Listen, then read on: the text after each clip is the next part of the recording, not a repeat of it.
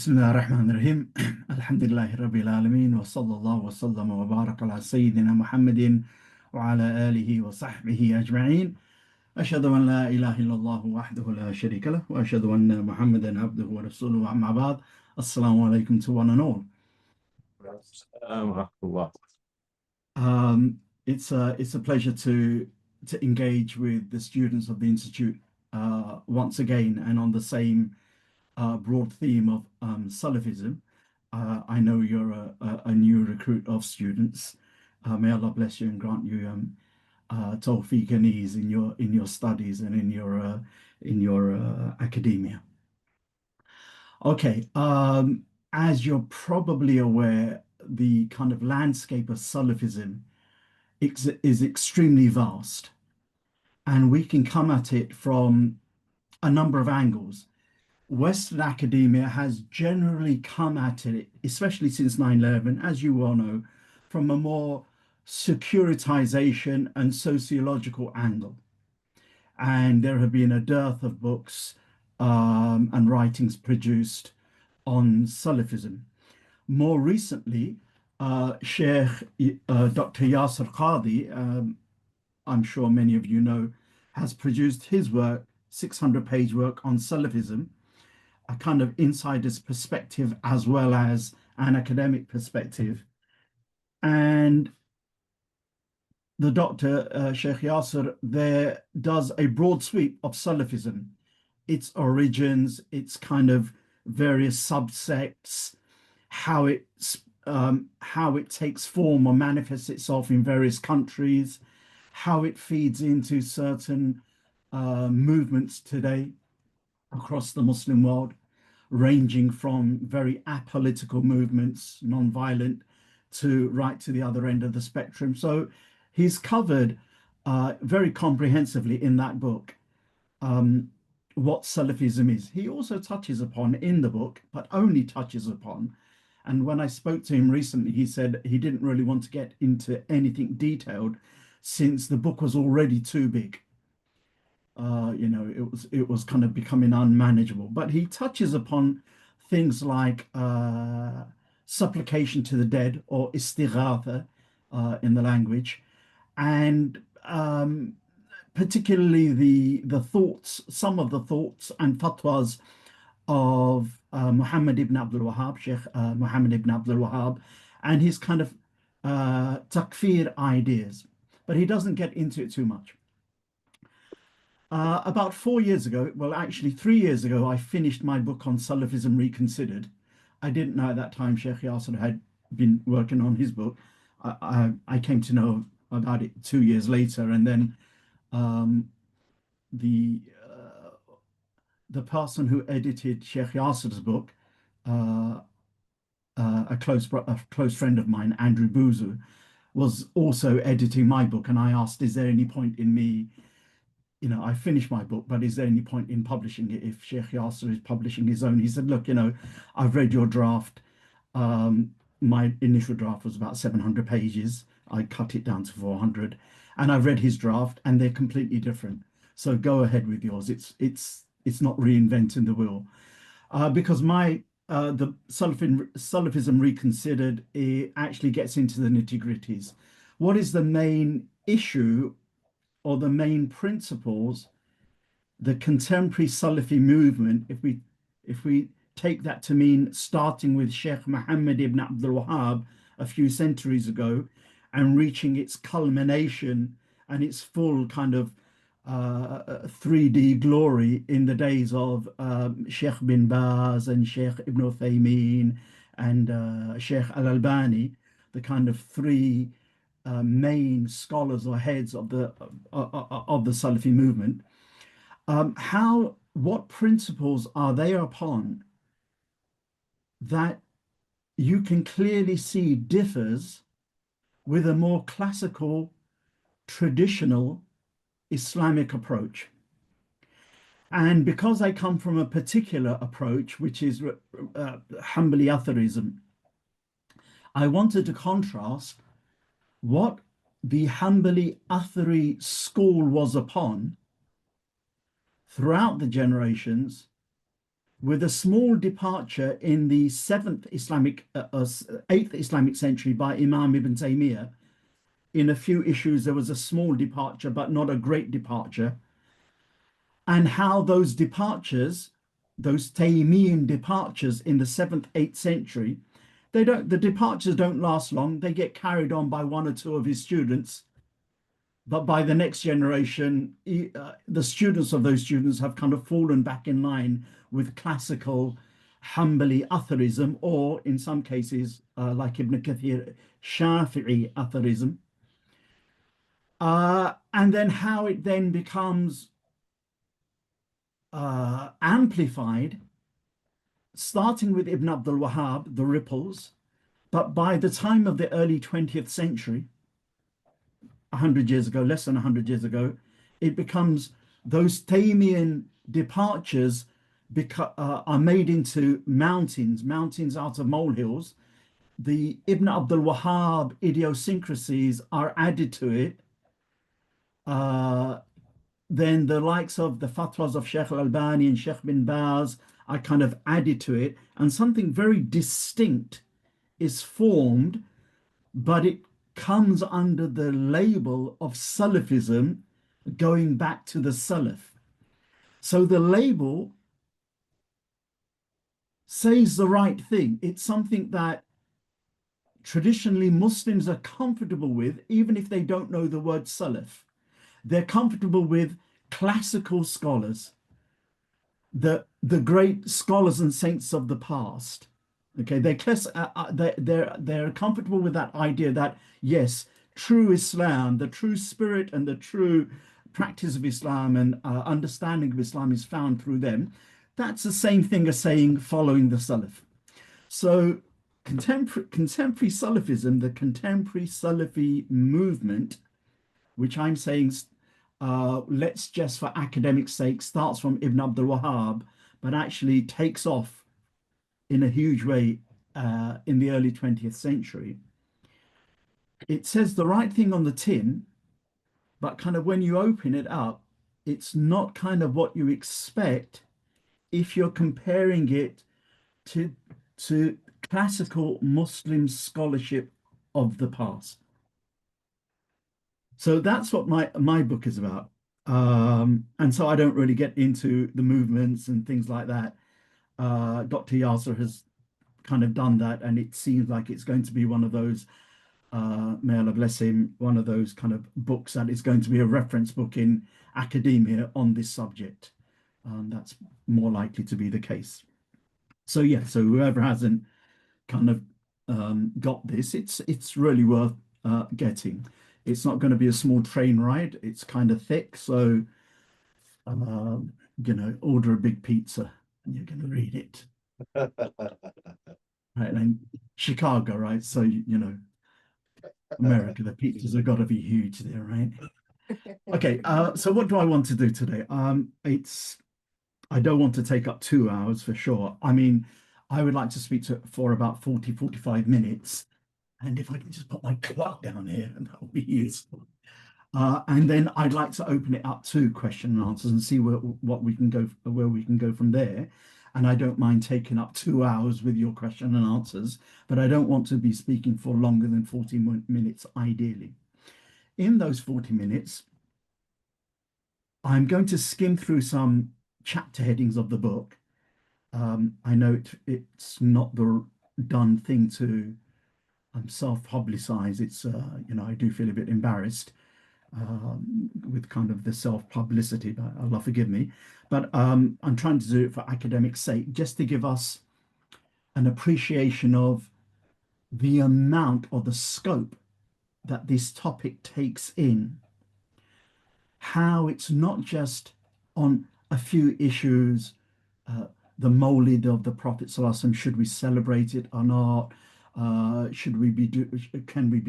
Can we have Sufism in Islam or not?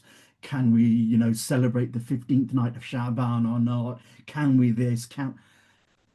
Do we follow a madhab, a fiqh school, a law school or not, a madhab? Not just doing those issues. The book actually goes more foundational. So it actually considers those issues as um, they are boundary issues. But there is something even more germane, even more fundamental, where contemporary Salafism either gets it completely wrong or is confused enough that it might as well be wrong. That's really where I want to be going. Where am I coming from? I think long before Sheikh Yasser, I'm about kind of 10, 12 years older than him, was kind of in Medina University. I was considered to be in the mid 80s, one of the kind of two or three founders of the kind of Salafism in the UK. By late 89, early 90s, out of the main movers and shakers of the Salafis of the UK for for one reason or the other, rightly or wrongly, I was considered, embarrassingly, the person who knows the Salafi methodology or manhaj the best. Whether that was true or not, who knows? And for me, the journey was simply um, one of not ditching everything. It was just a matter of keep on learning and learning and trying to see if the ideas that I was upon resonates with pre-Ibn Taymiyyah ideas. So I'll give you a nice anecdote, a starting point. I think around about 1999 or the year 2000, the first time I came to the United States really reluctantly, I was invited by Sheikh Yasser and his older brother, Allah bless them both, to do a few talks along with them. At that time, Dr. Yasser, as kind of is well known now through his talks and lectures, he was having trouble getting from the from one level of the Islamic University of Medina into his like PhD. There was a lot of opposition by a very hardcore group of Salafis who didn't consider Dr. Yasser Salafi, and they were trying to expel him from the university. Anyway, obviously, he eventually got in and he completed his PhD in Medina. But in that interim period in 2000, when all that trouble was happening, and there was some trouble happening with me in the UK a few years before, Dr. Yasser asked me, how do you cope with it? And we had a conversation. But one of the things that came out of the conversation, I mentioned to him that as far as I'm concerned, we need to, wherever else where we might be heading, we need to see that the views of Imam Ibn Taymiyyah that seem to be kind of unique amongst other scholars over the last several hundred years, do they have a precedence or not? Because if they don't, then that becomes problematic.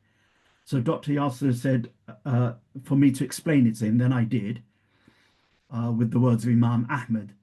Imam Ahmed bin Hanbal radiallahu anhu said, may Allah be pleased with him, once said, um, do not take a position unless you have an imam that precedes you in it.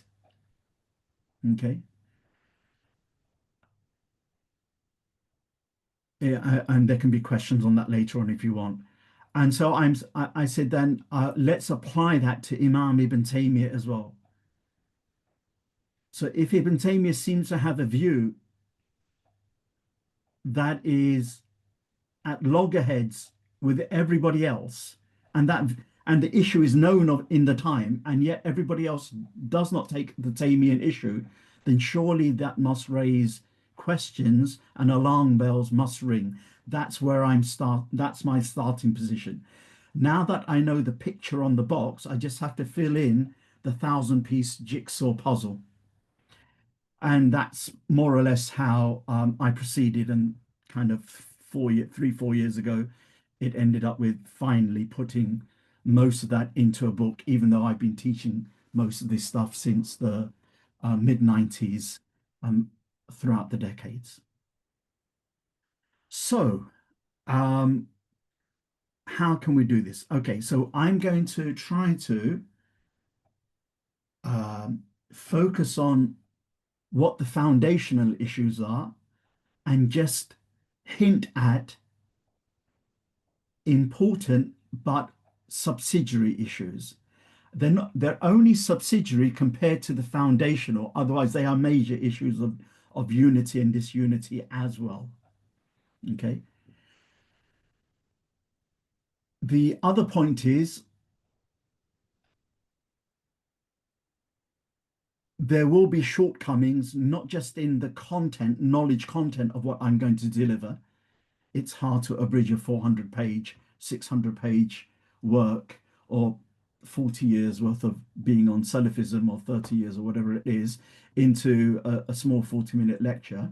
But more importantly, if I come across as suggesting in any way that Salafi brothers and sisters or Salafi scholars are somehow evil or wicked, then they are evil or wicked, good and saintly, inasmuch as the rest of the Muslim Ummah.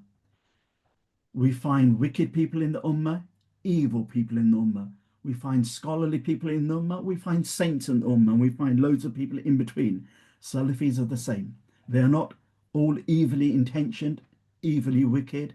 And in fact, the three scholars that I mentioned before, Ibn Baz, Ibn Uthaymeen, Ibn Sheikh Albani, their lives are a testimony that they weren't interested in worldly wealth or money or status or whatever. But that still isn't an excuse not to engage with whether what they said or believed or held was right or wrong. So that's really important. Not because this is the only way Islam says you have to do things, but if we want to help be a part of unifying the ummah, then it's more important that we deal with issues and help bind people to what is right rather than deal with personalities when egos then become jacked up and ears become deafened and everybody takes their entrenched stance. However, if someone said to me, no, we need to expose these scholars, these sheikhs, these characters, these ideologues, they're Islamically justified to. Is it wise in our situation? I don't think so at all. Okay. So what I don't want to do is where there is a legitimate difference of opinion, I don't want to enforce upon yourselves my opinion. But when I do take an opinion out of two or three that might be legitimate, I'll generally say, look, this is my rationale for taking it. My rationale for focusing on issues rather than on personalities is simply because it further divides people and it doesn't solve anything. And I think the likes of yourselves don't need to be told that. I think you intuit that or you already experience that. So I'll leave it at that. Okay. Um, very quickly, let me just race through one or two things, and then I'll start with a fundamental point. Are there any questions thus far? Is that No? okay? Yeah, Is this way going to be okay? this is going to be fine. Perfect, perfect. Okay. So I don't know if you could see the contents page, but let me just read the contents page. It's going to So be it starts with sorry, City. It's going to be difficult for them to see it because you're up on a screen and dividing it up could be a bit complicated. If you like, could you I'll show it to them now, but then they won't see you just until we do it. So shall I just give them a quick? okay. Okay. Yeah. So leave it up there whilst I read through a few things, and then when I start kind of, then I'll give you I'll give you a notice of when to kind of switch pictures or images. Is that okay? Okay. Yeah, yeah, I'm doing it now. Allah bless you. Allah bless you. So don't worry about the front page, but the first one where it says table of contents, it's actually in reverse order. I think the way I sent it to you was in reverse order. Okay. Actually, I managed to put it up at the same time, but Ah, I just don't know how amazing. large it's going to be. Um, Perfect. Let me see if I can make it.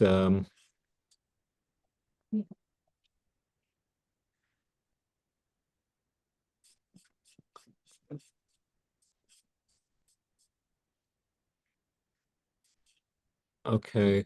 يعني. Um, I don't know. Can you guys read that? Not really, huh? Okay. Um,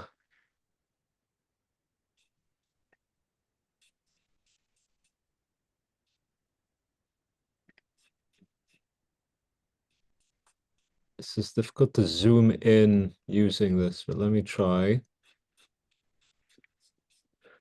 It's not essential. So if you can't do it, then we can Is leave that, it. can you guys read that? Yeah, no, it's gonna be a little bit difficult, Sidna. So maybe if you could That just read out particular things. perfect, perfect. And it's not really that important that you, but it's just if you can listen out for key ideas, that will be helpful, inshallah. Got it. Yeah. So after an introduction, broken up into 7 sections. The first section with 7 chapters. Each 7 sections have 7 chapters. Orthodoxy's head cornerstone. What makes so for Muslims today, if we're talking about academia, uh, Muslim scholarship, dawah, Muslim outreach programs, then there are 3 broad challenges that Muslims and the Ummah face intellectually.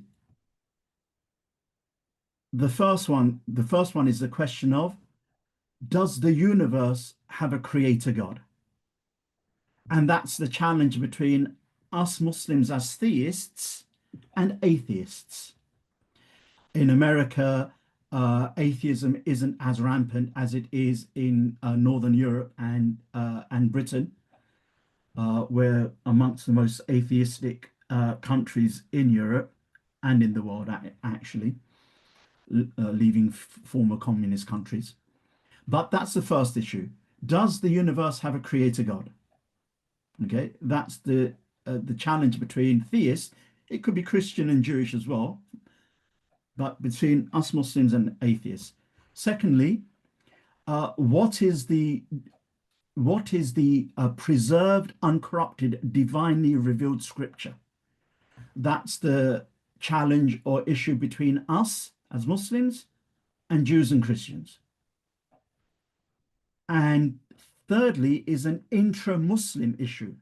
What is the straight path within the overall straight path of Islam? In other words, what is the orthodox path in Islam from the heterodox or deviant paths within Islam? And that's an intra-Muslim debate. It doesn't involve non-Muslims. And that is what the issue of Salafism is about. Contemporary Salafism clearly states, unambiguously, unashamedly, that our way, we the Salafis, our way is the way of orthodoxy, Ahl Sunnah wal Jama'ah, and every other Muslim group is not Ahl Sunnah wal Jama'ah. They are from the people of innovations and deviation, or to use the language Ahlul Bid'ah, to a greater or a lesser degree. To a greater or a lesser degree. All of the main Salafi sheikhs from Ibn Abdul Wahhab up until now, leaving alone the Salafi foot soldiers on the street, leaving alone the Salafi brothers and sisters in the coffee shop in Chicago, because their voices are irrelevant. What counts is the ideologues, where they're actually drawing their source knowledge from. All of the Salafi sheikhs, even though despite how different they stress this issue, are all clear that we, the Salafis, or the Salafis, as defined by them, alone represent the Sunni path, Ahl Sunnah wal Jama'ah. And everything else, uh, traditionally, that would have been Maturidis theologically, Asharis theologically, even Hanbali Atharis theologically, as far as bin Baz and Ibn Uthaymeen and Ibn Abdul Wahhab are concerned, are Ahlul Bid'ah, innovators, to a greater or lesser extent. Yes, there is a slim view, which we will ignore for the time being, from some of the direct students of Ibn Abdul Wahhab and one or two lesser known voices of contemporary Salafism that say actually the Asharis aren't even Muslims. But that is not the standard view today. That might have been a standard view closer to the time of Ibn Abdul Wahhab, and you can see that in their fatwas. But that became very quickly not the standard view for the last maybe 80, 90 years. So we can dispense with that for today. So the question is an intra-Muslim thing. So orthodoxy is head cornerstone. What makes orthodoxy orthodoxy? The second chapter, the Jama'ah. Are most Muslims deviant? When the Prophet ﷺ speaks about the splitting up of the Ummah into 73 sects, all of the sects in the fire except one, all the firaq, okay, sects in the fire except one, and he's asked, what is the one? And in one version, he said, one response, he says, Ma ana alayhi wa ashabi, that to which I and my companions belong. In another hadith in Abu Dawud, al-Jama'ah, the united congregation, which therefore you know that they're synonyms, Ma ana alayhi wa ashabi, that to which I and my companions belong, and al-Jama'ah are synonyms because they're the same answer to the same question, but in different dimensions. So are most Muslims deviant if 72 are in the fire and one is in paradise? And the answer is, I'm sure you well know, no, because that's not what the hadith has ever meant, taken to be understood, except by confused Salafis. And it happens to be a lot of confused Salafis, but actually we'll come to see from the words of Ibn Taymiyyah why that isn't the case. And then there is this issue of sectarian splitting and the save sex syndrome. I am saved, my sheikh and I am saved, my group is saved, and that becomes a really big issue. And then here comes the real meaty stuff, ijma theology, which is the touchstone of orthodoxy, which is where I want to stop now.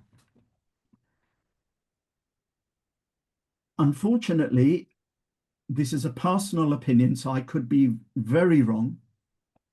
But it does seem to me, from what I've read and studied with various mashayikh over the 40 years, some of them are Athari, classical Athari sheikhs, some of them are Ash'ari sheikhs, one or two are Maturidi sheikhs, and one or two, there's nothing to do with Aqidah at all. So I've had a kind of I've been fortunate to have a number of blessed teachers.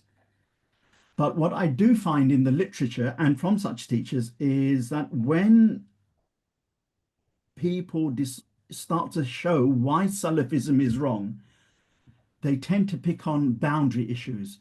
Well, the Salafis don't do Mawlid, they don't revere the Prophet ﷺ. They don't do Tasawwuf or Sufism, they don't do this, that, or they do this, they do this, they do this. And whilst that might be helpful at some degree, it's not helpful in terms of foundations. Why do Salafi scholars do that? Or why don't they do that? What is the sources that they're drawing from? Was Ibn Abdul Wahhab an idiot? Was Imam Ibn Taymiyyah ignorant? No, the classical Hanbali position, okay? The classical Hanbali position on Ibn Taymiyyah, he's considered to be a mujtahid mutlaq in the official authorized version of the Hanbali school. Nothing to do with Salafism. This was before Ibn Abdul Wahhab was born. The school unanimously said he's a mujtahid mutlaq. And yet he has all these odd mistakes. Maybe not all, but he has odd fatwas and mistakes and blunders. Ibn Abdul Wahhab, in the Najd of his time, in the central Saudi Arabia of his time, the central Saudi Arabia of his time, 100 years before he was born, became the center, the official center of classical Hanbali fiqh. It had moved from Egypt and Syria in from the 6th century, 7th, 8th, ninth. By the 10th century, it almost had died down in Syria, and it was growing in central Saudi Arabia. So when Ibn Abdul Wahhab plugs in to the scholarship in that arid uh, land of Najd, province of Najd, whatever else he's plugged into standard normative, humbly fiqh. Whether he continues with that in his movement or not, that's a different question, but that's where he's taken from initially. So we can't deny that there is some level of scholarship involved with these two figures. Ibn Baz and Ibn Uthaymeen draw exactly from that Ibn Abdul Wahhab, Najdi, Central Saudi Arabia, Hanbali scholarship, but it's tainted by their time. Sheikh al-Albani is a very different kettle of fish when it comes to his pedigree. Okay. But the point thing is, I need to be honest enough to say that we're not dealing with low level second year students. We're dealing with people who are rather seasoned as scholars. Okay. And yet, what is the issue with them? The issue is simply this. Ibn Taymiyyah has this statement, which is not one of his blunders, which just generally represents Sunni Islam, but I'm using Ibn Taymiyyah for obvious reasons. I won't read the Arabic, but and I only want the last two sentences, but I'll read the whole passage. It is why the saved sect is described as Ahl Sunnah wal Jama'ah. They are the great multitude and the overwhelming majority. They are the great multitude and the overwhelming majority. Okay. ولهذا وصف الفرقة الناجية بأنها أهل السنة والجماعة وهم الجمهور الأكبر والسواد الأعظم. They are the great majority and the great multitude and the overwhelming majority. As for the other sects, they are followers of aberrant opinions, schisms, innovations, and deviant desires. None even comes close to the number of the saved sect, let alone its caliber. Okay, so all these other 72 sects, the numbers of these 72, if we were to add them up together, wouldn't amount to even 100th or 1 millionth of the number of the ummah. And most of that ummah is generically Sunni. 8% of that ummah is generically Shia. And like 1% is generically all these other deviant groups. As opposed to the opinion that we seem to get from Salafi brothers and sisters that the safe sect is about like 10 people. And that's on a Monday, but on a Tuesday, it could be 5 people. Okay. And it's a real stress, and the psychology of the safe sect can be really problematic. We may laugh, and I'm laughing not because I'm mocking anyone. It's just it's the only way to keep one's sanity in these kind of issues.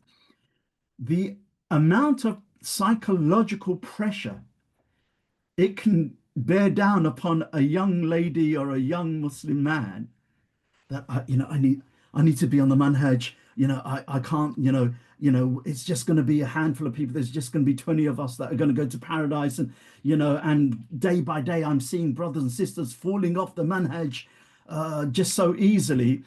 I mean, forget about what that says about their belief in a merciful God. Okay. But what you can see is it's real psychologically strenuous. These are people who, for some reason or the other, have worked themselves up into such a state that family life and just normal daily life can be a huge uphill climb because they're under the impression that the vast majority of the Muslims are going to be deviant. And they didn't convert to Islam if they're converts, or they didn't start becoming practicing Muslims if they were born into Muslim families just to be deviant. They want to do right by God. Inshallah, as do we all. So though we might kind of think, that's ridiculous, but it's, if we maybe kind of try to empathize from where they are. But Ibn Taymiyyah, and this is not one of those hidden passages, this is something that even if you were to ask Dr. Yasser, just like myself, this is one of the first few passages we would have read from Ibn Taymiyyah in Aqidah. But it doesn't strike you that he said, they are the great multitude, the Sunnis are the great multitude and the overwhelming majority. And these 72 other sects, if you add up all their numbers, but actually each sect is extremely small in size. How did we miss that? This wasn't hidden from us. There was no kind of secret agenda to hide passages. Like in Salafism, it's like, Bismillah, read whatever you want, especially Ibn Taymiyyah. Okay. And then here is the point. Ibn Taymiyyah, he says, وَالشِّعَارُ هَذِهِ الْفِرَقِ, the hallmark of these deviant sects, مُفَارَقَةُ الْكِتَابِ وَالسُّنَّةِ وَالْإِجْمَاعِ, is their splitting or separating from the Quran and the Sunnah and the scholarly consensus or ijma'. فَمَنْ قَالَ بِالْكِتَابِ وَالسُّنَّةِ وَالْإِجْمَاعِ, but whoever speaks with the book, the Quran, the Sunnah and the ijma', the scholarly consensus, كَانَ مِنْ أَهْلِ السُّنَّةِ وَالْجَمَاعَةِ, is from Ahl Sunnah wal Jama'ah, is a Sunni Muslim, is part of the safe sect, is upon orthodoxy. That passage there, which no Sunni scholar will differ with, they'll all agree that, yeah, this is hit the bullseye. It's there, but actually Salafism grows up having a really warped understanding of just even that passage alone. And though no major Salafi sheikh, as far as I'm aware, apart from Ibn Abdul Wahhab and those early scholar students of him, but in terms of the Bin Baz or the Al-Albani or the Ibn Uthaymeen's of the world, I'm not aware of any fatwa where they have said the vast majority of Muslims are deviant.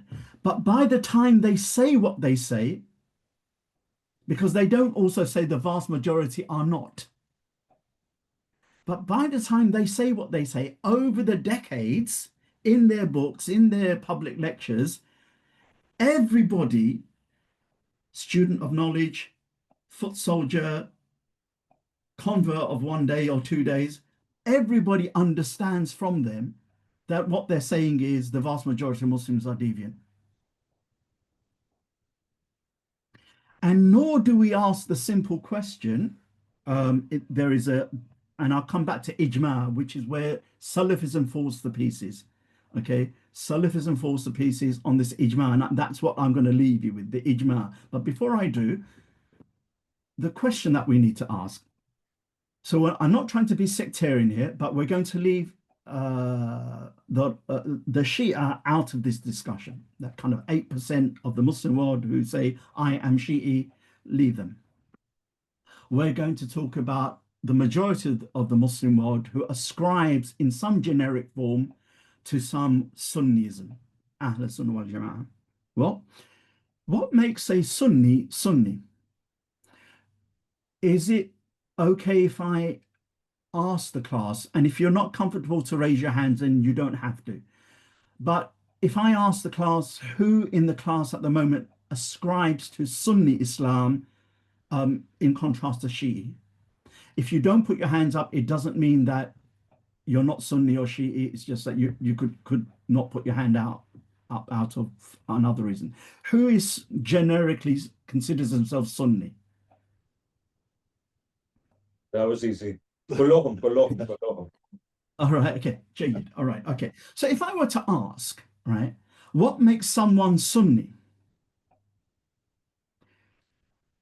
The answer couldn't be someone who's studied Aqidah Tahawiyya, someone who's studied Ibn Qudama's Lumat al-I'tiqad, someone who's read this particular creedal tract or that.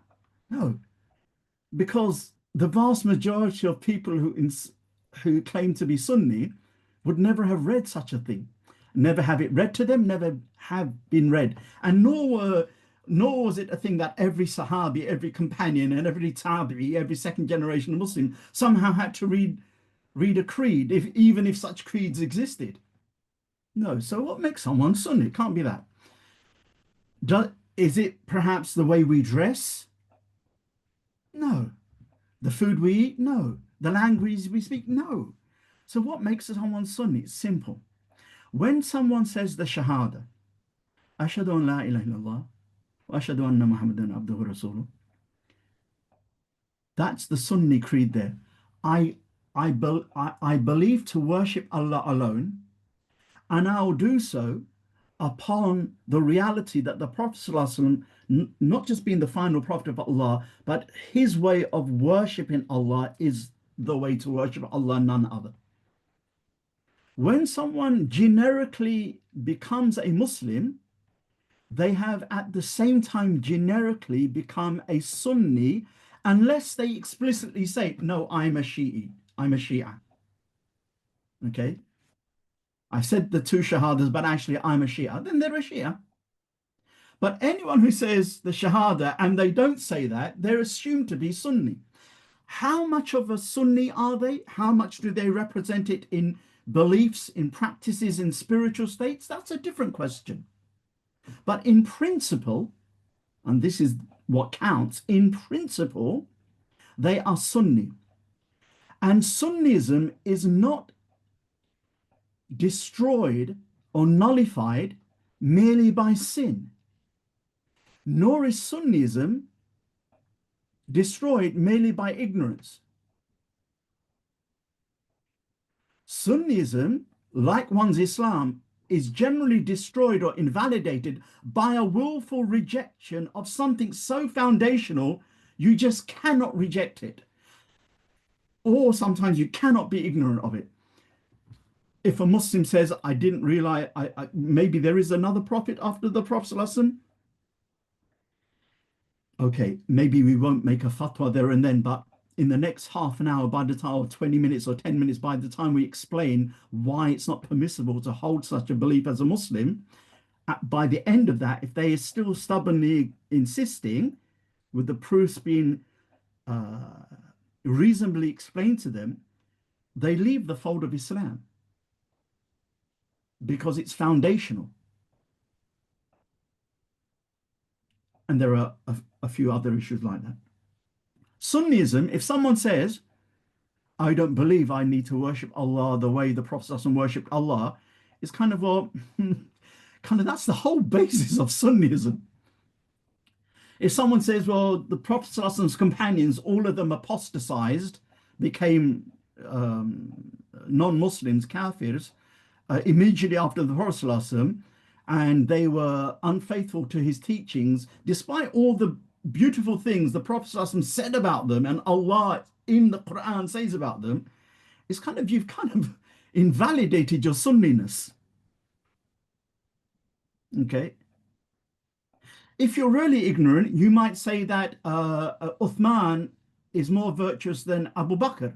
But inshallah ta'ala, if you're Sunni, 5-10 minutes sitting down with the proof texts, you'll quickly change your mind. Okay. Is the lady Aisha radiallahu anha more virtuous than the lady Khadija radiallahu anha or the lady Fatima? We'll find that actually it doesn't matter what stance you take in Sunni Islam, or even if you don't have a stance on Sunni Islam, it doesn't affect your Sunnism.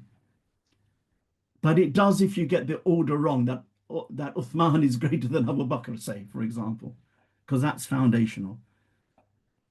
Okay, so when someone says La ilaha illallah Muhammad Rasulullah, or makes they're Sunni Muslims, and they don't cease to be Sunni Muslims until they say that they're not Sunni Muslims, or until they do something, which therefore then begins to make us understand why the majority of the Ummah are Sunni. Okay, that's really important, because in our online discussions, it used to happen in mosques, but now it's just all online. When we're arguing who is not Sunni, do you need to be a fully fledged Ash'ari or a Maturidi or an Athari Hanbali or a contemporary Salafi Wahhabi. So you know what? If you say the Shahada and you don't believe you're Shia, you're Sunni. Are you an exemplary Sunni? Probably not, but you're Sunni. Okay? And that's why they are the Jumhurul A'zam, the great majority. And they have always been the great majority. Not because every Sunni has perfect creed, but every Sunni, the Sunniness, for whatever it's worth, hasn't violated the principle.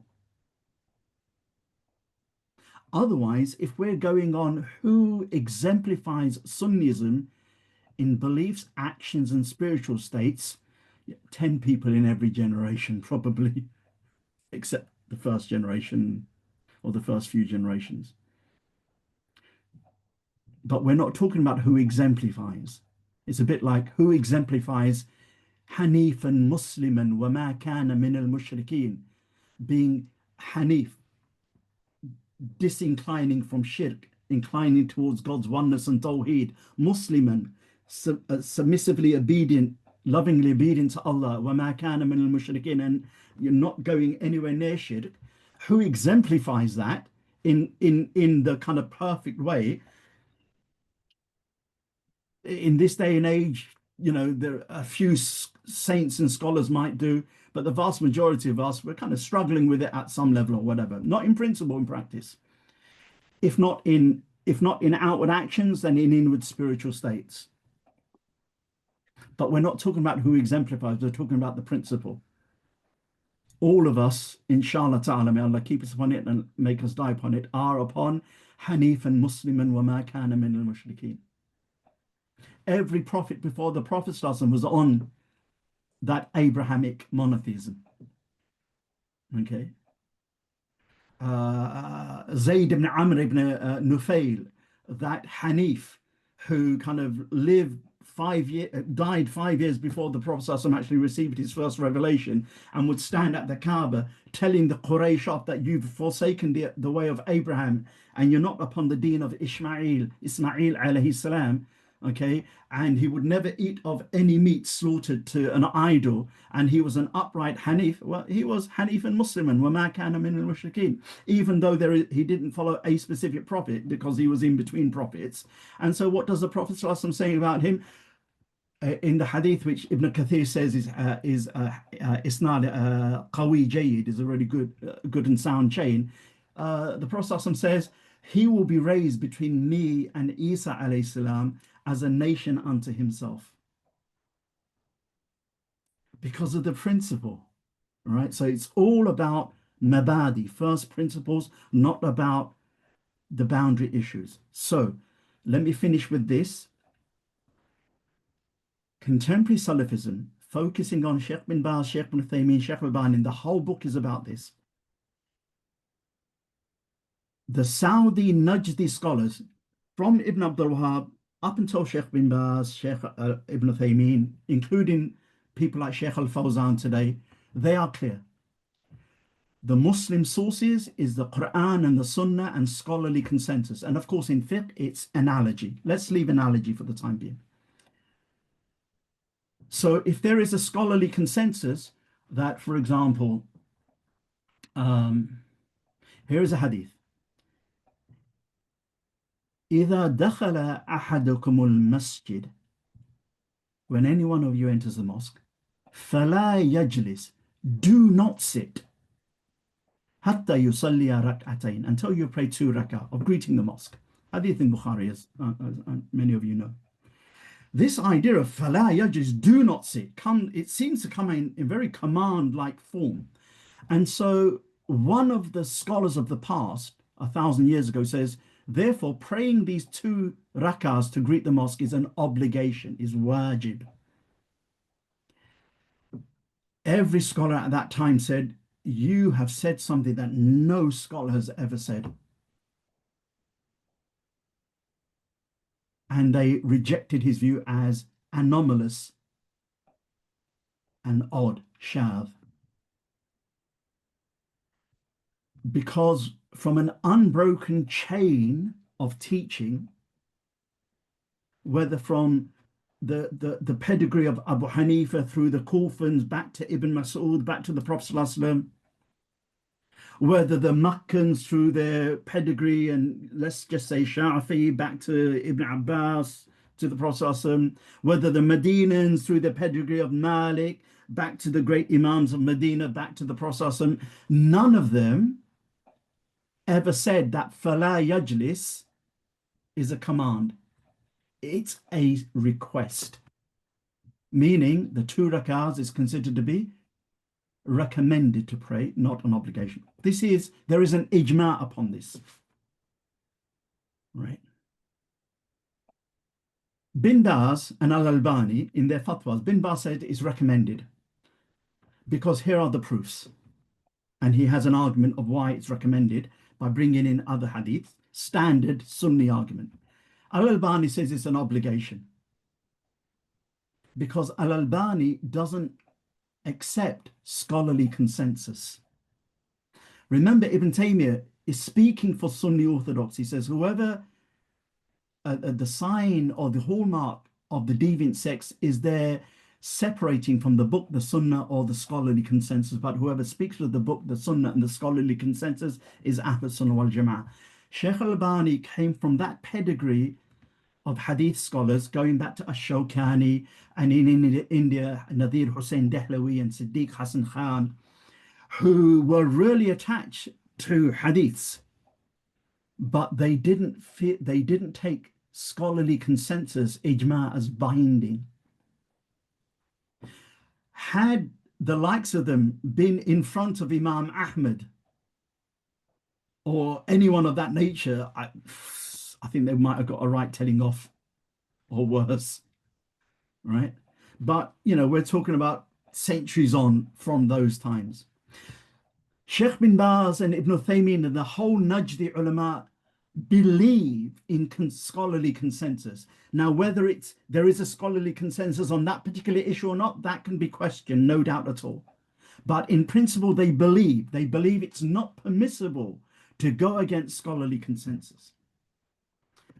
But what happens between them, Ibn Baz and Ibn Uthaymeen, the whole Saudi scholarly pedigree, starting mainly with Bin Baz, so starting in the 60s onwards, you can find fatwas from them that go against the ijma.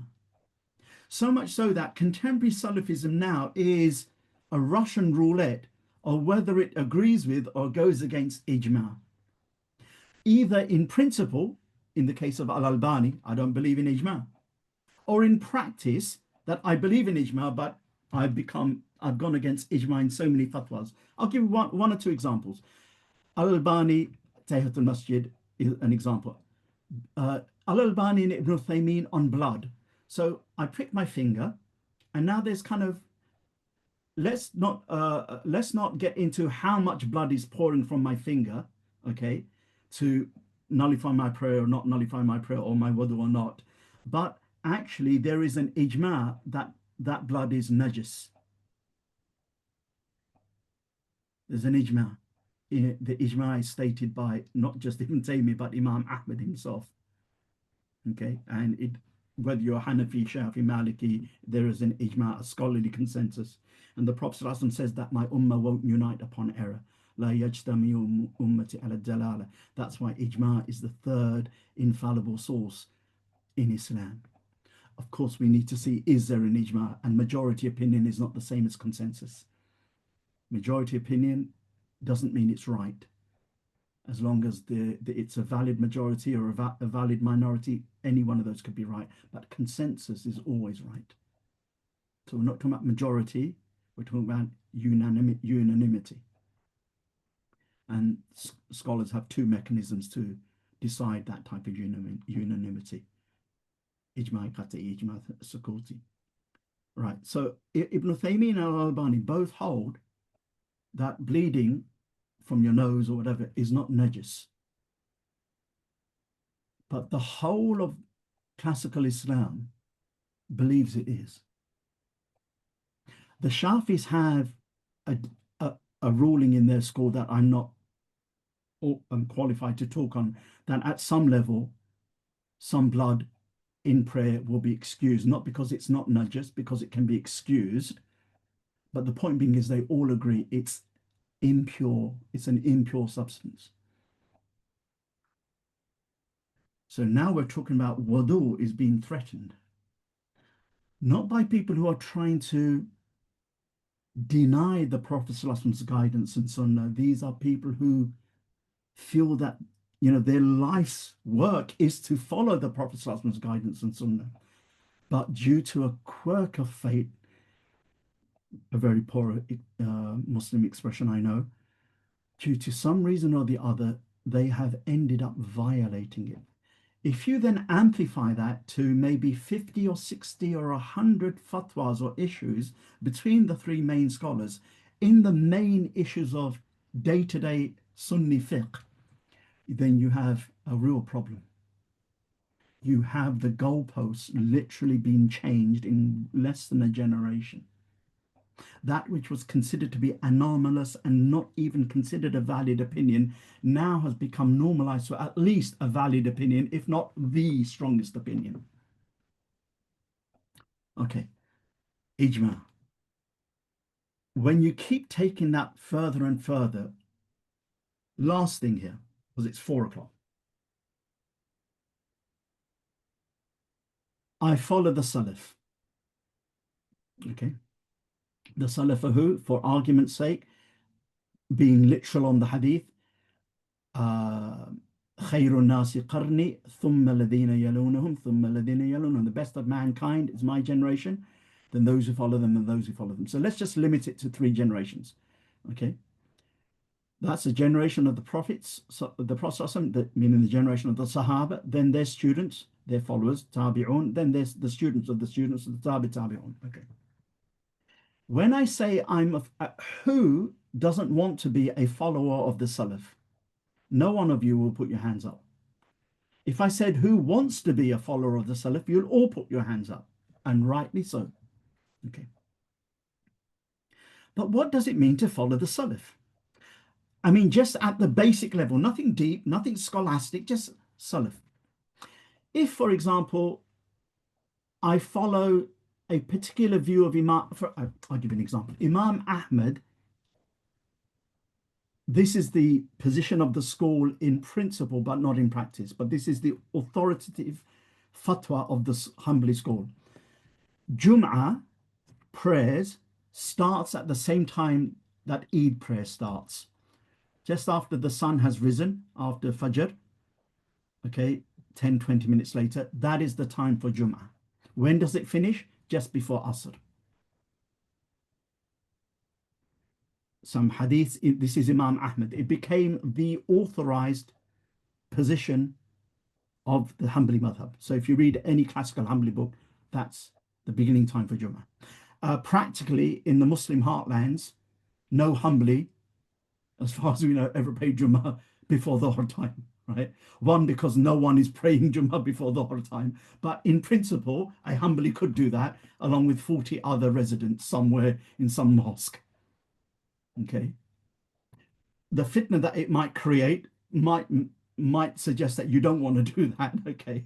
But I'm talking about an opinion, a valid opinion, right? Okay. If I follow Imam Ahmad's opinion, can I say I'm following the Salaf? That's a question I'm throwing out to you Chicagoites. No, you can't. So raise your hands and say that, because I can. No, we can't. Okay, why can't we? Let me change that. You could consider it within the corpus of Salaf opinions, but it's not. You cannot claim that in order to be loyal to the Salaf, that you must be following this opinion. Okay. I sense that you're almost there. You could actually be on the mark and I've misunderstood you. Okay. So what would have made that opinion the opinion of the Salaf? That Imam Ahmad's fatwa No, that's not following the Salaf, that's following Imam Ahmed. So what would make that opinion the opinion of following the Salaf? There was only one opinion. If there's an ijma' around the particular issue. Perfect. Allah bless you, my brother. It's as simple as that. Whenever there is a unanimous opinion from the Salaf, that's the way of the Salaf. Whenever the scholars amongst them differ, there's no way of the Salaf. There is just ways or fatwas or difference of opinion amongst the Salaf. And either you're a scholar who can investigate them, or you're just a layperson who trusts their sheikh and their scholar.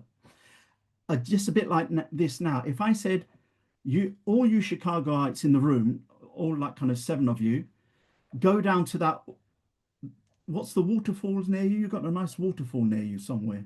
Well, maybe not near you, but in your Chicago area. Am I right, or am I confused there? Lake. You mean Niagara Falls? Is it Niagara Falls near you? It's not that near, but that's the only falls I can think of that are that famous. Okay, so when I was in Chicago once, there was a lovely kind of huge lake near this institute that I was at. Anyway, whatever that lake is called, let's just call it Lake Chicago. Okay, if I said the class must go to has gone to Lake Chicago, am I talking about one member of the class? Or am I talking about all of the class?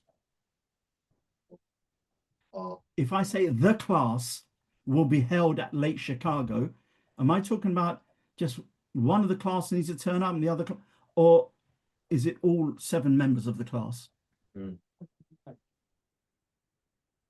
Let's hear it from you. Everyone. Perfect. That what seems to be a reasonable non-scholarly understanding, you don't really have to be a rocket scientist to get that, is something that contemporary Salafism is confused about.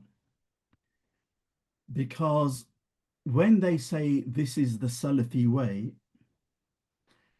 folding your hands on the chest is the Salafi way. Okay? Whether you look at Bin Baz's prayer book and fatwas, or Sheikh Ibn Uthaymeen's, or Sheikh Al-Albani, they all recommend folding the right hand over the left, ala sadri, upon his chest or upon the chest. It wouldn't have been so bad if you could find one of the great Imams of the Salaf, Abu Hanifa maybe, Ahmed maybe, Malik, folding their hands on the chest to say, oh,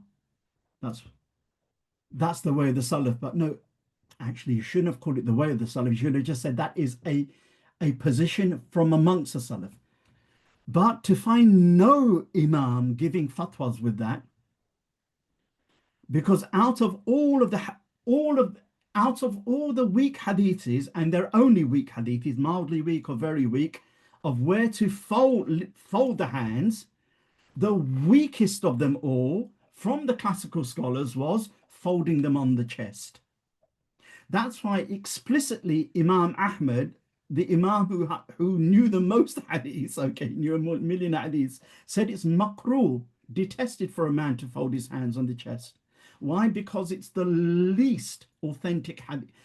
And he went with, the same as Abu Hanifa and the same as so many others, is just below the navel.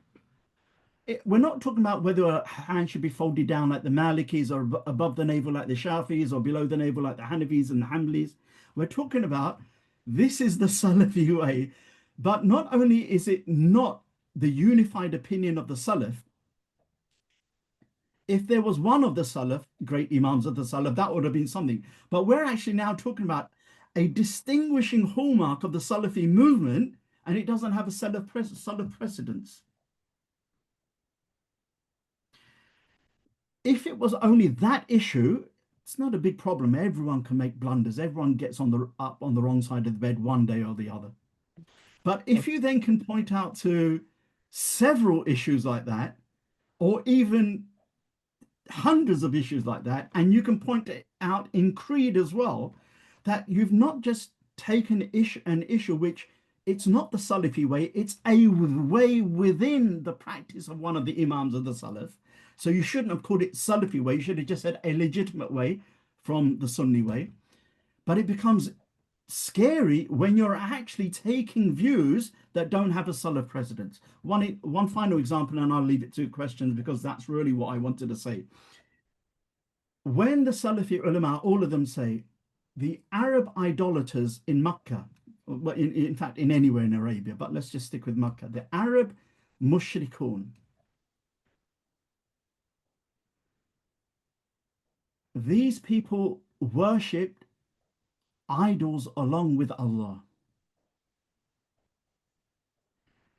All three of these imams, including Sheikh ibn Abdul Wahab to make four imams, all of these four imams would say the reason why is not because they believe their idols independently had lordship powers, superpowers. They could lesser than Allah, but they could also make it rain, or they could also give you a baby, or they could also make the land fertile, or they could also give you victory in war. These are qualities that we might call in theology sifatul rububiyyah, qualities or attributes of Allah's lordship. The Salafi scholars say no, they didn't believe that. They believed only Allah can do all these things, send the rain, give victory in war, and give you a baby, and whatever, whatever, whatever. So why did they worship other than Allah then? Why would you set up a partner? Oh, because they just wanted to get closer to Allah. But if you look in every tafsir book, and when you look at the hadiths, you know for a fact. And when you look at the verses of the Quran, and when you look at Tafsir at-Tabari, for example, you know for a fact that the Arab idolaters, the reason why they associated partners with Allah is because they actually believed that at some lesser degree, some of their deities, Hubal, Lat, Manat, whoever, had these powers, which is why Allah says to them in the Quran, for example, just one example of many, and it is actually many, that they threaten you with their idols. You know, I used to read that as a Salafi, and I used to think, how are they, if they don't believe their idols have superpowers, how are the idols threatening? So in my mind, it's like probably one of the mushriks picked up the idols and was going to clobber the Muslim with it, and that's how you threaten them. And then you, because you're either trying to square a circle or you're looking at Islam in with a particular lens, and you have to make the square fit in the hole, which is a circle. And you're not doing it through bad intentions, but that's the way partisanship works and groupism works. You just can't help it. But if you can pull yourself away, and then one day I said, let me just look at Tafsir Tabari. And it was just because I had nothing to do. And because I had just brought a new edition of Tafsir Tabari and I wanted an excuse to look at it. And in fact, a year before that, a Tablighi friend of mine, who we both started practicing in the early mid 80s together, early 80s together, and he went off onto something, and then I was in Salafism. And when I met him, you know, a few years later, I just felt subjectively, this man has so much nur in him. He's wearing a turban, I'm wearing a turban. He wears a turban to work in the 80s, so do I. But there was a nur out of him. What has he read? He hasn't read Bukhari. Has he done Arabic? He hasn't done Arabic. Has he done this? He hasn't done that. Has he studied an Aqidah text? He hasn't done that. At the best, he heard a few passages from Fadail al-Amal or some other book that the group would read out. Compared to me, that my Arabic was coming along, and I had studied with some sheikhs, Aqidah Tahawiyah, and yet I sat there thinking, there's something Nuri about this guy. Anyway, he said to me, he said, you know this thing about the mushriks, they don't believe that their idols have lordship. You might want to look into that. And he just said it's so lovely, so not even kind of suggesting it to me, it just like kind of just came out of his mouth. So I didn't pay any attention. But at that time, Tafsir Tabari, oh, my friend, he also said that. And then I looked up this verse, and it mentions the hadith that a Sahabi becomes Muslim, back to the Prophet says, "Go back to your tribe." Man goes back to his tribe, and the Muslim, geared up with Iman, says, "Woe be to this," and he names the two idols of the tribe. "Woe be to idol X and woe be to idol Z," and he kind of strong. And the rest of the tribe says, "Be careful. You don't destroy yourself. Otherwise, these idols will threaten you with a grievous punishment because you speak against them. They will do something against you." That is not a belief of Tawheed in Allah's Lordship. That is a belief of shirk in your idols. And because of that shirk, it then makes sense why they would worship them other than Allah. The Salafi ulama say no, the mushriks of Arabia had perfect Tawheed in Allah's Lordship and messed up in Allah's divinity and worship. The whole consensus of the Islamic Ummah prior to that is saying they messed up in Allah's worship because they messed up in Allah's Lordship. And ijma has been broken yet again, sometimes in principle, sometimes in practice, which is why it makes it so problematic as a movement, because the goalposts have changed. And I've given copious examples from primary sources in the book. And that's more or less where I want to go. Saudi Salafism in principle still has ijma as a principle, but you'll find in their fatwa practices, they break it. And when it comes to takfir in istighatha issues, let me just finish with the istighatha, dua to the dead. As a Muslim, forget about, let's just stick to the simple thing. Here is a saint. He or she is a clear saint, a clear wali. Saidi, I'm going to ask you to hold the istikhara point only because I'm cognizant of your time and also that we've got only about half an hour or so before we have to let you go, and I know that they have a lot of questions. Let's do that then. So Allah bless you. we'll just go with that. You think the istikhara is fard, and we'll leave it there. What I'm going to do, just for the purpose of this, because I think that some of the questions might overlap, I'm going to ask all of the questions to be asked at once, and then you can group together your answers as you see fit, because I think that there will be some overlap just on the back of discussions we had before your class, inshallah. But I want to thank you for that incredibly comprehensive overview. And I'm going to ask, I want you all, any of you that have questions, I want you to ask them all at the outset. We won't have two rounds. We will have one round. So if there's anything you want to ask, I'm going to go around the table like so, and then Sheikh Surkheel will address each of them or together. So we'll start here. Do you have any questions? Yeah, I did have the question actually on the istighatha. Okay, go ahead. What's behind it? All right.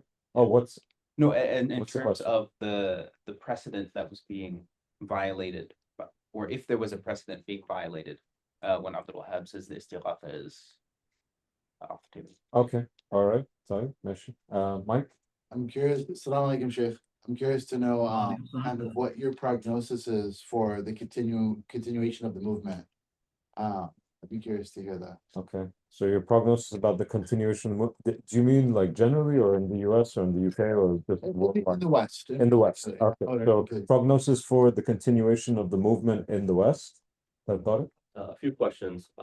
One, the comment that was made about why how Salafis today take Ibn Taymiyyah's statement around, or in consideration with Ibn Taymiyyah's statement around the Firqa al-Najiyah, the saved group, and why they have developed a warped understanding. Like, why do they erase everything he said and just have a warped understanding? Where's that coming from? Why do you think that is? And then it was also mentioned that Ibn Taymiyyah has some departures from the Hanbali school.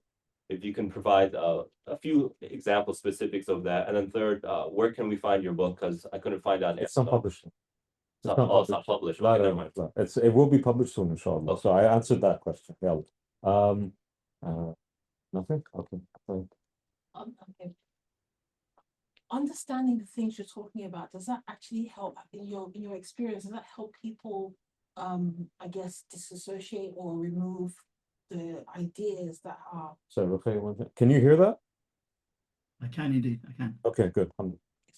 No, I'm just thinking about what you're saying, and I'm wondering if your experience of working with people, when you teach them these things who are deep in Salafi Da'wah, does it help them extract from that way of thinking? And if it does that work in the US as well? That's it. Does your book or any other book you recommend collect all the different departures from Ijma? Okay.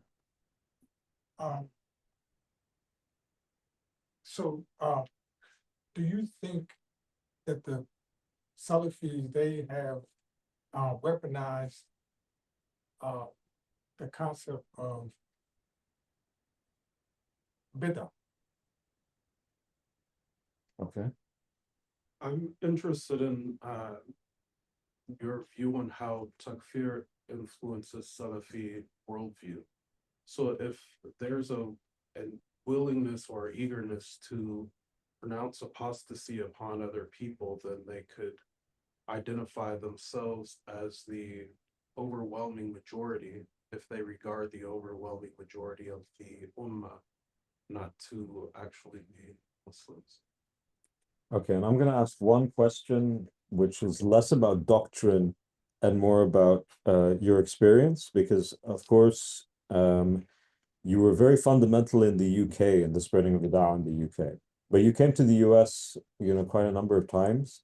I'd be curious if you could let the class know what you think were the sort of major dividing lines in terms of how the Da'wah progressed in the UK vis-a-vis the US, because I think that would be interesting for that. Say if you don't have to answer all of them if you don't want to. If you want to group together, you can, but the floor is yours. Bismillah. Bismillah. Apart from the last question of Dr. Hisham, more or less the other questions have been duly answered in the Salafism Reconsidered book, and the issue of bid'ah there was a lot of time spent on there as well as istighatha.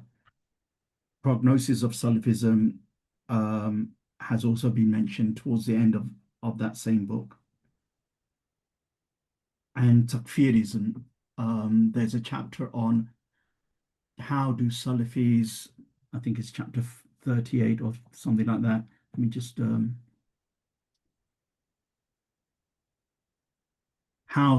chapter 40, how Salafis view other Muslims. Okay, so all these questions have been answered with kind of first-hand references directly from the Salafi scholars, Salafi Mashayikh. So I'm just going to abridge some of those answers without giving any first-hand referencing, and just refer you to the book when it comes out. Okay, so I'll start with istighatha. Yes, Sheikh Muhammad ibn Abdul Wahhab, when he took his view on istighatha, which was, so istighatha here, I'm defining it as Ibn Abdul Wahhab did, is supplicating to a deceased saint. I mean, it doesn't have to be a saint, but that's normally who you'd supplicate to. Asking them for sakawa or help, hence the word istighatha. O saint so-and-so, grant me. Ibn Abdul Wahhab's uncontroversial position, in the sense that no one can deny he said this, is that the act of doing that is apostasy there and then. It is, and if someone is ignorant of it after my dawah has spread, Ibn Abdul Wahhab says, they accuse me of declaring as disbelievers those who worship the graves of Sheikh Abdul Qadir al-Baydawi, and he mentions a number of sites in the Muslim world that people go and beseech the deceased saint. He goes, but we don't do that. That's a lie against us. And then you find fatwas that he does do that. One of the greatest students of his, who then became the Grand Mufti of the Najd province in his lifetime, simply explains that that's because in the beginning, when Ibn Abdul Wahhab's dawah hadn't spread across the peninsula, he gives people an excuse for their shirk. It is major shirk, but you are still a Muslim unless you continue in it. But now I've been preaching for the last 10, 15 years and up and down, and we've conquered this province, and everybody on this peninsula knows about me and what I stand for. If you do that act now, there and then you are a mushrik. You don't have to go back to some mufti and ask, is that person mushrik? There and then he's a mushrik. It's the same as if someone says to you there and then, and he's sane of mind, okay, it's not like he's mad or anything like that. I do not believe that the Prophet is a final prophet. I believe that maybe Mahatma Gandhi came after him, or Martin Luther King, or someone like that, or whatever. Right? It's like, oh, you don't have to go and say, I wonder, you might want to ask if he's sane, if he's on drugs, has he sniffed up some white powder. But if all of that is clear, you can't give a fatwa. But if you did not then give him salam, that is perfectly understandable and you're not held accountable.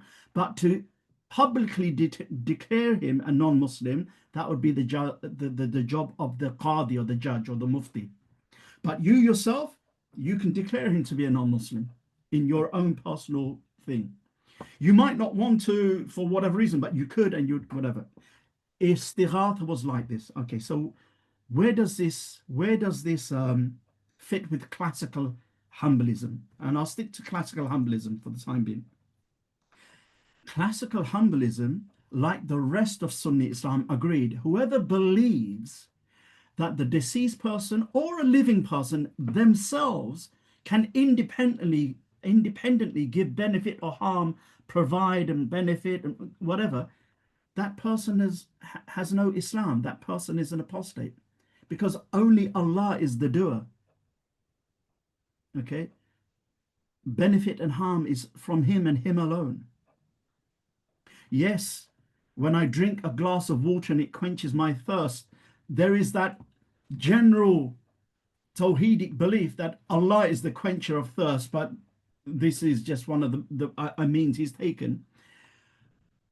Then all of the classical scholars, including the Hanbalis scholars, including Imam Ibn Taymiyyah in his Kitab al-Iqtida, where he discusses this at length, believed that providing you had that belief, only Allah is the doer, real doer, the fa'il, then it is never major shirk to ask the deceased saint in the grave. It's never major shirk, providing you have the belief that only Allah alone is the doer and provider and benefiter and harmer.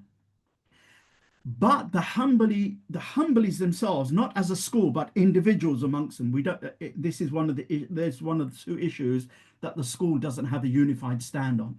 It doesn't have a unified stand on, can we celebrate Mawlid or not? It doesn't have a unified stand on, is istighatha allowed or not? You have individual Hanbalis having two different stances. So on istighatha, they all agree, just like every other Sunni scholar, if someone believes not just the dead in the grave can provide and benefit, but the living can do that as well, then this is major shirk and it takes a person outside of Islam. Allah protect us. But if they don't believe that and then ask the deceased saint, the Hanbali scholars differ. Is it halal or is it haram? It's never major shirk. It's just, is it halal or is it haram? Ibn Abdul Wahhab dissented from that by making it shirk on the spot. And even if it wasn't shirk on the shirk, regardless of your aqidah, regardless of the creed that you're doing it with, the fact that you've done it, and that is kharijite like, you're judging a person outward action. Rather, dua calling upon someone or asking someone is like sajda, prostration. If you prostrate to your judo teacher, not as an act of worship, but out of an act of kind of respect, or it's just the decorum of the kung fu class, it's never shirk. But in our Sharia, it's haram. Maybe in the Sharia of Jacob and the Sharia of, I don't know, Isaiah or whatever, okay, it was halal, but now it's haram, but it's never shirk. But you prostrate to your judo teacher, believing that he has Lord-like qualities or he deserves worship, it becomes shirk, which no Muslim is going to do anyway. If you make dua to the saint with that belief that he had rububiyyah qualities and he can provide and give me a child or ward off harm, or that he deserves worship, that's clear shirk. You're not a Muslim.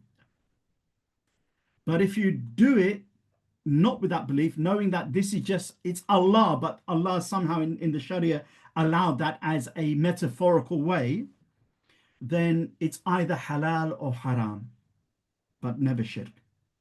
That is the Hanbali thing. And even though the majority of major Shafi Imams and major Maliki Imams from like the 7th century onwards took to the halalness, but actually it is a question of halal and haram still. Okay, but never a question of shirk unless there is an aqidah. But that aqidah is not just with the dead, it's with the living as well. And Ibn Taymiyyah's writings are clear on this. He considers it to be a means towards shirk, and he explicitly says that. And he's talking about making dua to the Prophet ﷺ, going to Medina, asking him that I'm hungry and can you provide food, and can you, and he said, you know, so many times this comes true, but it doesn't mean it's correct. So it's the Hanbali position is no position at all, but the halal and haramness, but never shirk, is what we should just agree upon as an ummah. It's either halal or haram, but it's not shirk as long as we have that rububiyyah clear belief, inshallah ta'ala. Sayyidi, I'm going to ask you to maybe address the other questions, but as speedily as possible. Simply because I really want you to be able to answer all of them before you have to go and before we move on to our next class. We've still got half an hour, but I'm just drawing that to your attention, inshallah. So let me do ijma, because I think I can answer that in you know, a few lines, inshallah. Okay, Bismillah, go ahead. And I think the ijma was your question, or it was yours. Okay, type mesh. You take them in any order you want, inshallah. So go ahead, please, ijma. So because ijma is not just the recorder of Muslim unity, it's also the supplier of Muslim unity. I'll give you an example of the recorder of Muslim unity is clear. Oh, they have an ijma that Tahiyatul Masjid is not obligatory, it's recommended. And you go back to those big volumes, okay, Imam Nawawi's Al-Muhadhab, where it's he's doing comparative fiqh, and you'll find it there. If you go back to the comparative fiqh of Ibn Qudama, you'll find it there, and maybe even in Bidayat al-Mujtahid, any comparative fiqh books. And the reason why they're writing these recording ijma is because it's important. When the mujtahids agree on something, and the Prophet ﷺ said, my ummah won't agree upon misguidance, meaning the mujtahids of my ummah, is really important, because we're not allowed to knowingly go against the ijma, it's going against orthodoxy. Okay, that's the recorder of unity, and you'll find them from the beginning. There are large collections, like I'd mentioned to you, and there are small connections. So there are books about just on ijma, no other side issues, small little booklets handy. Ibn Hubayra in the Hanbali school has a book on ijma called Al-Ifsa, and various other scholars from the madhabs have books. Sometimes you need to look into, is that accurate or not? Okay, but ijma has been recorded more or less from day one. The reason why it's the provider of unity and not just the recorder, but the supplier is, I'll pick on an issue. Okay, so 15th of Sha'ban comes, and someone is telling me it's a bid'ah, because there's no authentic hadiths about honoring that night with extra worship. And someone is telling me it's a good thing to do because there are some hadiths about it. Rather than get into a big thing about it, I just have to know who I am. What level of research do I have? Am I just kind of a farmer, a baker, a candlestick maker, that I just want to draw close to my Lord in my simple Tawhidic ways and serving the community and raising family and whatever it be? Then in that case, just trust your scholar and don't criticize anyone else.